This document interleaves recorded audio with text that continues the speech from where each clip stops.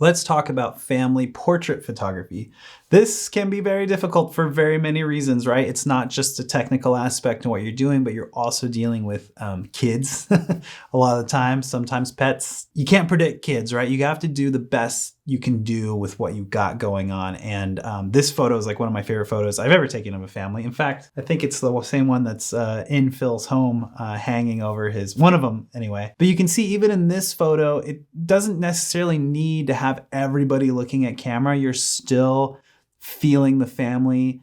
You're still getting the like happiness, the vibe, right? The two boys and the mom are looking at the camera. Phil's smiling and looking off in their direction, still looks good. And Lucia is also smiling and happy, so you still get the vibe of it. But there are a few things that you can do specifically to make sure that you're upping your game in family portrait photography. Would be one, making sure that your family's out in the shade. If you're not doing a portrait session indoors in like a studio, right? You want to put them in the shade because you want all that even, nice beauty lighting, very similar to our headshots, right? And then we also want to make sure that when they're in the shade, the sun is behind them because you don't want their faces squinting. And if you're ever going to put the sun anywhere, you want to make sure that it's highlighting them versus blowing up their faces. And the next thing to think about is making sure that all the faces are on the same plane. I know that we've sort of been taught to create that sort of shallow depth of field by shooting wide open, right? By shooting at a 2.8 or shooting at a 2 or a 1.4 or whatever. As soon as you do that, if you're shooting multiple people in a photograph,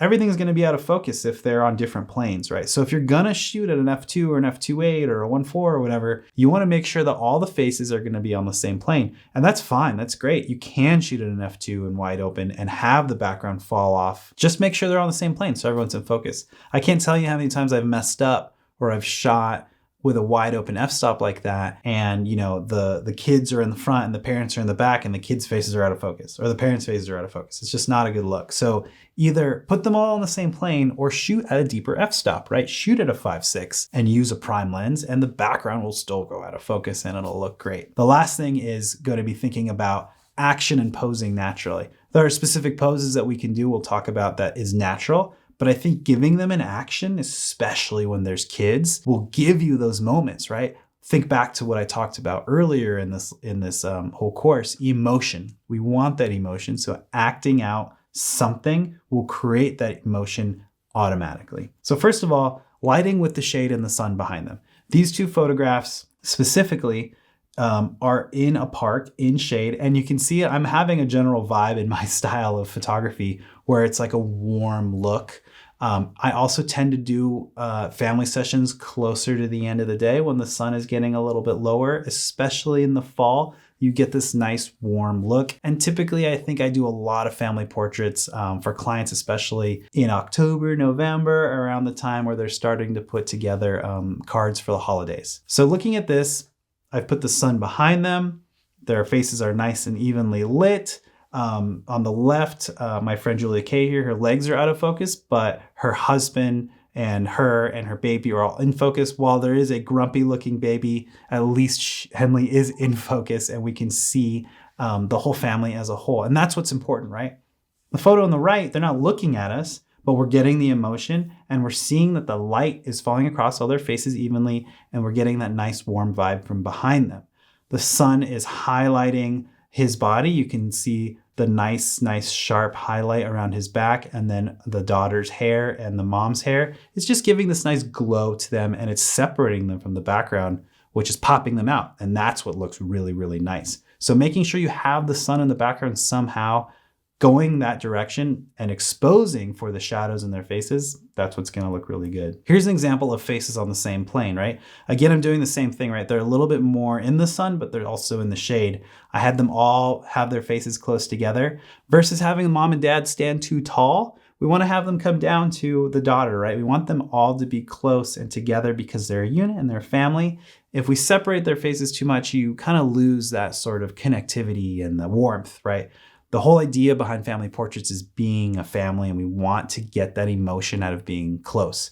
If we move their faces to a different plane or they're not next to each other, it'll start to look a little bit more robotic and static. That can be a style, especially if it's like, a photo with Santa or like a photo at the department store on a white background with fur rugs. That can be a vibe. But for me, when you're out in the natural, get the faces together and on the same plane. It'll create this emotional intimacy that you won't be able to get any other way. Here's another one with a big group. This is multiple people, right? This is a big family, right? Grandma, grandpa, other kids, all in the same plane. I definitely shot this at closer to a 4 and a 5.6 because I wanted everyone to be in focus and let it fall off into the background. Unfortunately, this was shot up in Kentucky, and there's starting to come a little bit of clouds in this one. It was a little stormy day. Not as easy to shoot beautiful sunsets out there versus California. But we got them all in the same plane, and you still have a little bit of fall off in the background. And the important thing is that we see that everyone's there and together. Again, faces on the same plane. We're going back to this first photo. While they're not all looking at camera, we can see that they're all in focus, and we can see that they're all happy and smiling, and they're together. Had mom and dad been up and holding one kid up and two kids down, it just wouldn't feel as intimate. So having them on the same plane, this is one of my favorite family photos I've taken ever. And I love that it's Phil and his family. I think it's just one of the greatest photos. This is another way to get more creative with it. So I do have just the kids on the same plane and the parents are out of focus. If you're going to have the parents be out of focus, do it on purpose, right? Don't let it look like you did it on accident. So in this, we just had the pictures of the three kids.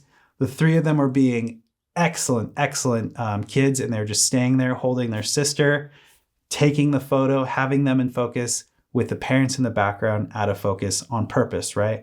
So I think that, I don't know, in 20 or 30 years, this photo is going to show up at a wedding or a graduation, and we're going to see just the kids with the parents in the background. And there is a little bit more emotion and creativity in it. Now, to me, this photo is kind of like a wine that's going to age, right?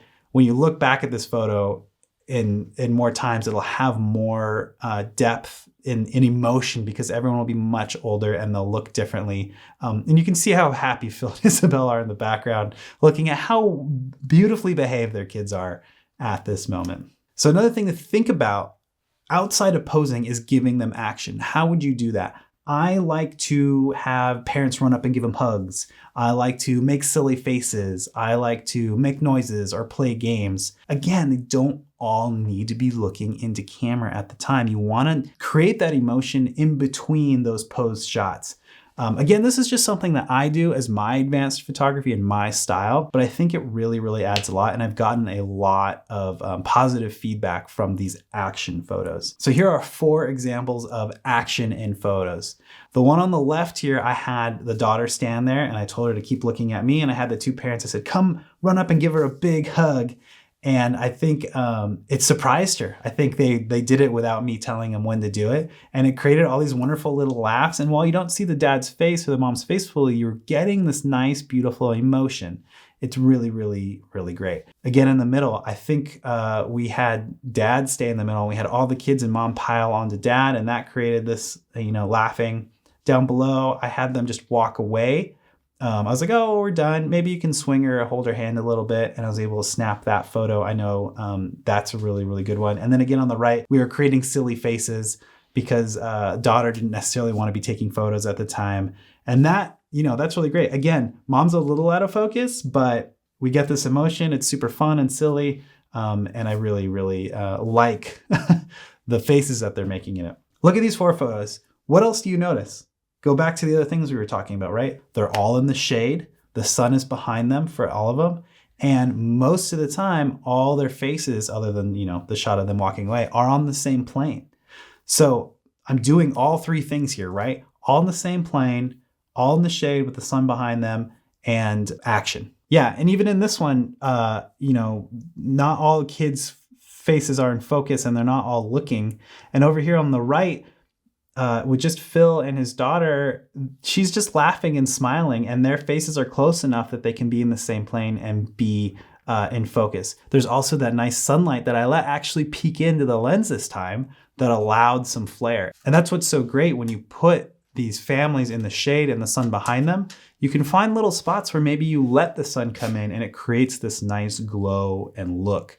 Again, that's more of a specific style, right? But By putting them in the shade and putting the sun behind them, you have the choice to do that. It gives you a little bit more versatility in using the image. And so that's the best thing about taking family portraits, is you kind of have to adapt and run with it. It's very similar to taking headshots in the sense where you could be using primes, you could be using strobes if you want. I find that taking families outdoors later in the day, having patience with the kids, putting them in the shade, giving them actions to do is going to set you up to take the best family photos you can do, because you can't control the kids. You can't always control, the weather, but you can control your sort of little, style of shooting and posing in action and stuff like that.